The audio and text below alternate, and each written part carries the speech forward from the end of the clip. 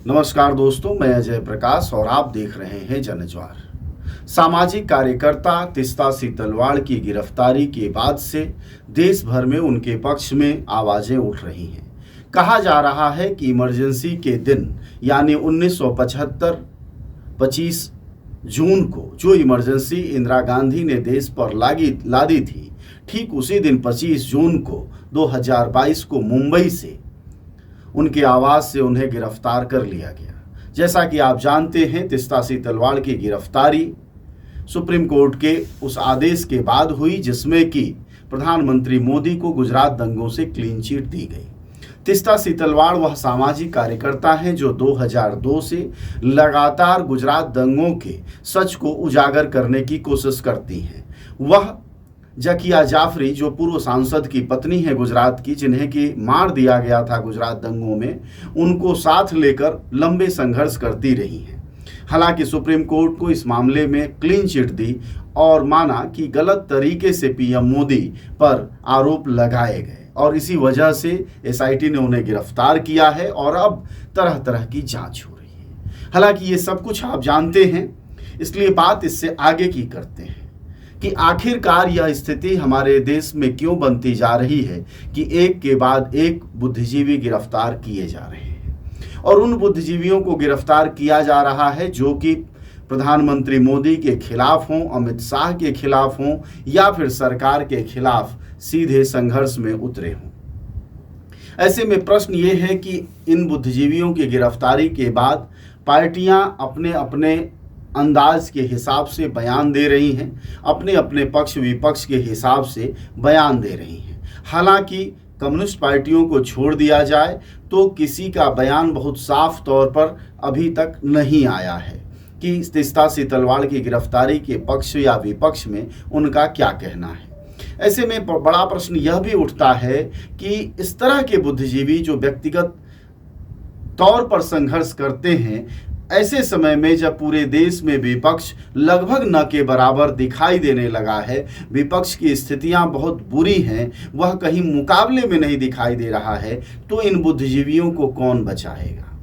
इस प्रश्न को थोड़ा और आगे बढ़ाते हैं और समझते हैं कि गौतम नवलखा हो, रोना विल्सन हो, साईं बाबा हो, सुधा भारद्वाज हो या फिर यह एक नई तिस्ता सीतलवाड़ हो जिन्हें गिरफ्तार किया गया है, इनकी आवाज़ों को कौन उठाएगा? यह बुद्धिजीवी जब संघर्ष कर रहे होते हैं अपने व्यक्तिगत आधार पर, तो इनका निजी जो होता है उसी आधार पर लगभग संघर्ष कर रहे होते हैं। इनमें से रोना विल्सन को अगर छोड़ दिया जाए और एक दो और बुद्धिजीवियों को या कार्यकर्ताओं की गिरफ्तारी को छोड़ दिया जाए तो किसी के पीछे कोई पार्टी और संगठन नहीं है। प्रश्न ये है कि कोई भी लड़ाई जो आप लंबी लड़ते हैं सत्ता के खिलाफ, दो चीज़ें होती हैं आपका मकसद जो दिखाई देता है। एक ये कि व्यक्तिगत उपलब्धि के तौर पर चीज़ों को गिनाना होता है और दूसरा होता है कि राष्ट्र राज्य को बदलने या उसकी संस्कृति, उसके तौर तरीकों को बदलने पर बात होती है। दोनों ही प्रश्नों को समझेंगे हम कि क्या जो बुद्धिजीवी हमारे यहाँ संघर्ष कर रहे हैं, अगर हम तिस्ता की बात करें, व्यक्तिगत तौर पर देखें तो तिस्ता सीतलवाड़ एक समृद्ध परिवार से हैं। उनके पिता भारत के पहले अटॉर्नी रहे हैं। उनके लेकर आज़ादी के आंदोलनों की बातें भी उनके बारे में कही जा रही हैं। ऐसे में तिस्ता की गिरफ्तारी से एक आवाज़ उठ रही है, लेकिन देश में तमाम इस तरह के छोटे बड़े बुद्धिजीवी या छोटे बड़े कार्यकर्ता या जो तिस्ता जिस तरह के संघर्ष कर रही थी उस तरह के संघर्ष करने वाले लोग हाशिए पर डाले गए, जेलों में डाले गए या फिर सत्ता संरचना से बाहर किए गए या मुख्यधारा से हटाए गए। प्रश्न ये है कि इनकी लड़ाइयाँ कौन लड़ेगा? लड़ाई तो ये बड़ी लड़ते हैं, जैसे तिस्ता सीतलवाड़ की अगर लड़ाई को सच माना जाए तो वह गुजरात दंगों के उन 3000 लोगों के संघर्ष के न्याय की लड़ाई को लड़ रही थी जो नहीं मिल पाया है। अब जबकि यह फैसला आ गया है कि राज्य सरकार जिम्मेदार नहीं है किसी भी तरह से, अब तो यह साफ हो गया है कि जो 3000 लोग मारे गए थे वह दंगे के शिकार हुए स्वतः स्फूर्त दंगे के, लेकिन जो आरोप मोदी सरकार पर लग रहे थे नेशनली और इंटरनेशनली, वह अब खारिज किए जा चुके हैं। लेकिन आप सब राजनीतिक चीज़ों को समझते हैं, खासकर पिछले 8 वर्षों में राजनीति को बहुत अच्छे से समझते हैं कि हमारे देश में मंदिरों के निर्माण की गारंटी की जा सकती है, लेकिन लोगों के स्वास्थ्य सुविधाओं की गारंटी नहीं की जा सकती। तो जरा सोचिए कि अगर 50 साल बाद इन दोनों बातों की समीक्षा हो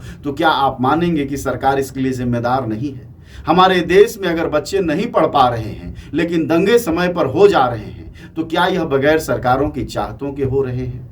तो अगर इससे सरकार का लेना देना है तो जाहिर तौर पर जो 3000 लोग गुजरात 2002 में मारे गए या गोधरा में मारे गए, उन सब की जिम्मेदारी किसी सरकार की, किसी आईबी की, किसी एसआईटी की, किसी जांच एजेंसी की, किसी मंत्री की, मुख्यमंत्री की, गृह मंत्री की तो होगी। लेकिन अब सुप्रीम कोर्ट ने कहा है जी सत्ता का कोई लेना देना नहीं, इसलिए हम मान लें, क्योंकि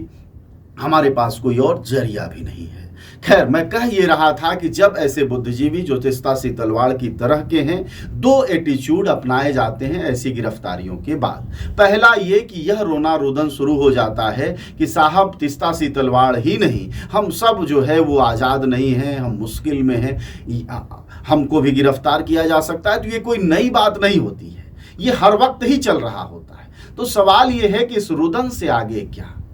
इन बातों से आगे क्या यह बुद्धिजीवी जो सामूहिक संघर्षों में लगे हुए हैं, जिनकी गिरफ्तारी हो रही है, उनके कोई सामूहिक आंदोलन की भी बात कोई करता है?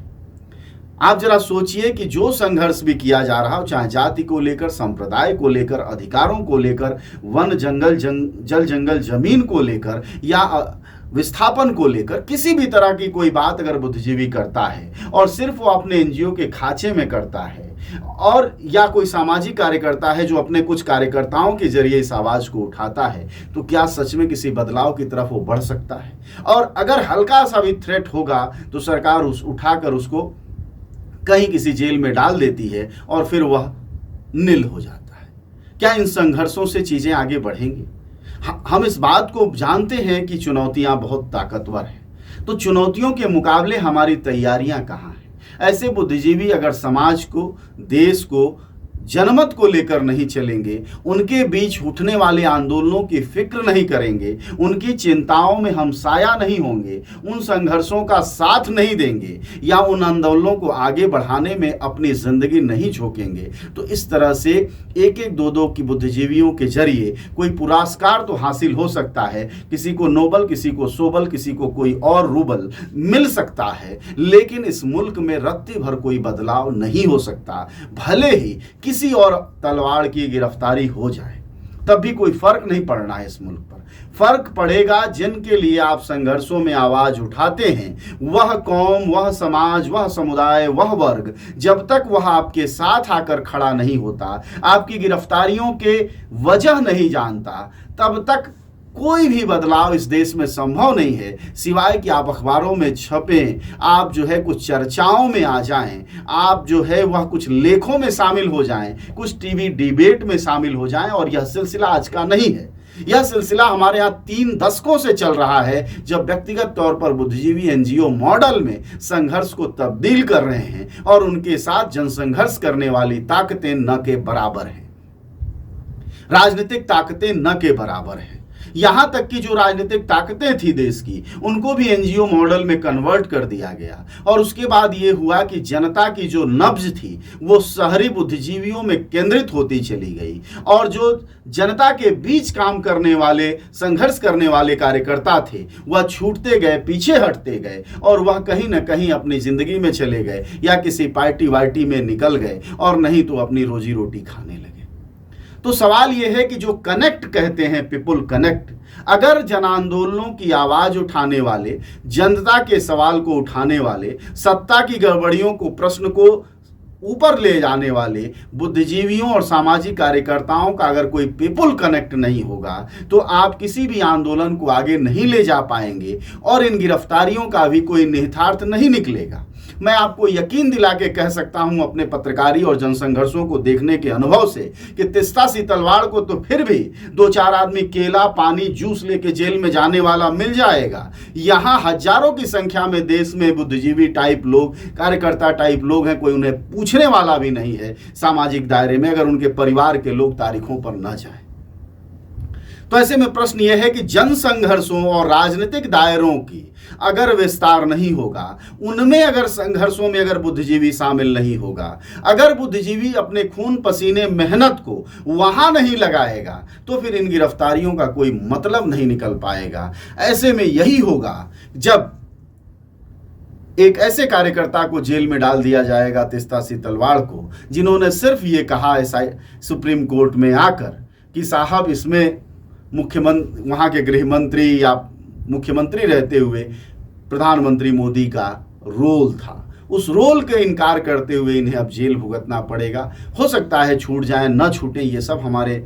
बहस का विषय नहीं हो सकता, क्योंकि हमारे बूते की बात नहीं है। लेकिन सिर्फ मैं ये आखिर में फिर से आपसे कहना चाहूँगा, आप सहमत होंगे कि बगैर जन आंदोलनों, जन संघर्षों का साथ लिए हुए कोई भी लग्गी से लड़ाई नहीं लड़ी जा पाएगी। जब भी लड़ी जाएगी वह जनता के बीच की ताकतों से लड़ी जाएगी, अन्यथा जेलों में कोई केला और पानी ले जाने वाला भी नहीं मिलेगा। पैरासीटामॉल की गोलियां भी अगर आपको न मिल पाएंगी हो सके तो, क्योंकि स्थितियां इसी तरह हो रही हैं कि जन आंदोलनों से बुद्धिजीवी कट गए हैं और वह पीपुल कनेक्ट उनका खत्म हो गया है और लग्गी से लड़ाई लड़ने की वह फितरत के आदी हो गए हैं। और उसी आदी होने का एक चेहरा तीस्ता सिंह तलवाड़ भी है।